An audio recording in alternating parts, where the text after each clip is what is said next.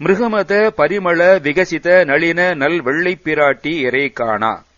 கஸ்தூரியின் மனம் வீசும் நறுமணம் உள்ளதும் மலர்ந்துள்ளதுமான தாமரையின் நடுவிலே விற்றிருக்கும் அல்லது தாமரை விரும்பும் அல்லது தாமரையிலே விரும்பப்படும் வெள்ளை நிறத்தையாம் சரஸ்வதியின் தலைவனான பிரம்மன் காண முடியாத விடதர குடில சடில மிசை வெகுமுக வெள்ளத்தை ஏற்ற பதிவாழ்வே.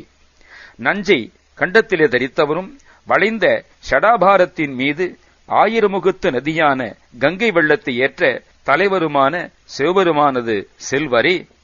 வகுளமும் முகுளித்த வழைகளும் மலி புன வள்ளி குலாத்தி கிரி வாழும்.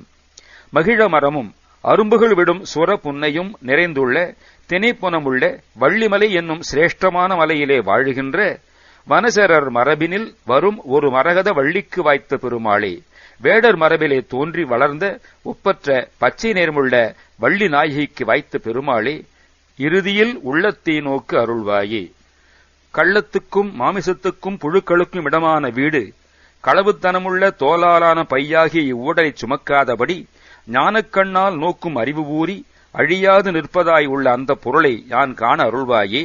சரஸ்வதியின் கணவனான பிரம்மன் காண முடியாதவரும் கங்கையை சடையிலே ஏற்றி வைத்துள்ளவருமான தலைவரின் செல்வ புதல்வரே, வள்ளிமலை என்னும் விசேஷமலையிலே வாழும் வள்ளிநாயகிக்கு வைத்த பெருமாளே, உள்ளத்தை நோக்கு அருள்வாயே.